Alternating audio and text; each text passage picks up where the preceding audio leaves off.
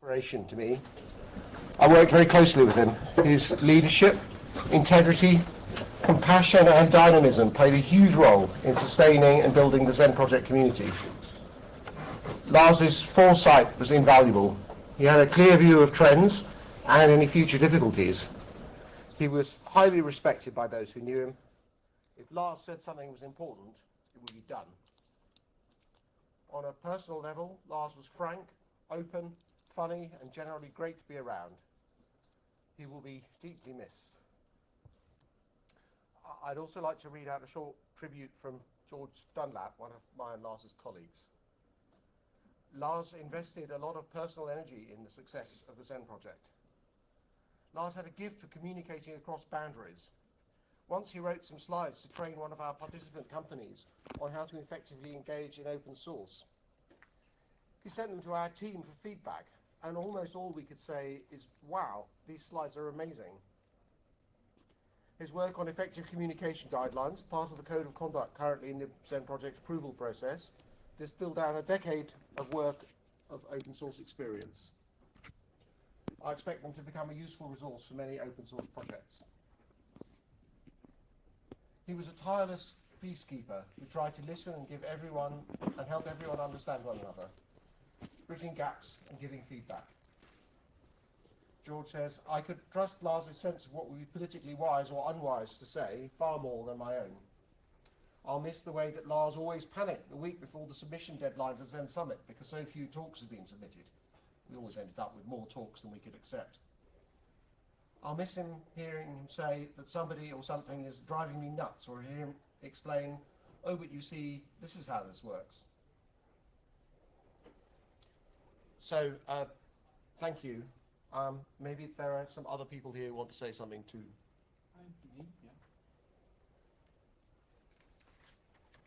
Yes, I guess just wanted to add that. Okay. I guess I may just wanted to add that doing this for Lars here at FOSDEM in particular is very weird and very sad, because FOSDEM, I mean, I'm a former colleague of Lars. We were colleagues at Citrix until I was working for Citrix myself. Then I changed job, and FOSDEM was one of the events where, since I was working from home, so FOSDEM was one of the events where we see each other, and it was. I remember it very well that it was because of Lars that some 9 or 10 years ago the Zen project actually started to invest in FOSDEM and push to have a booth.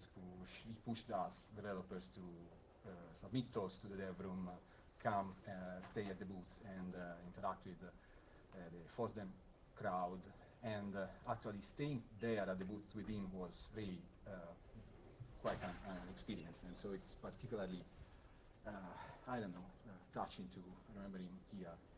And yeah, also as a personal level, he was a very good friend. He helped me, again, at a personal level, without it being necessary, only because it was like how it is. And so, yeah, I will miss him very, very much.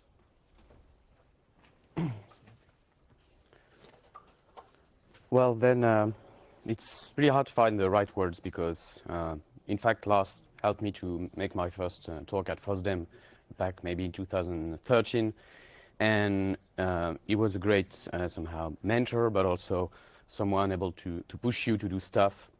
If he thinks that matters, then he will have his support. And also he helped us to integrate the Linux Foundation recently. And that's because he decided to do that was possible. And without him, all the projects I started won't be there today. So, and on a personal level, it's also really sad because he was really a nice guy, also a friend. And well, at this time, I'm happy to have shared some moments with Lars because it was really, really fun. And I remember his laugh.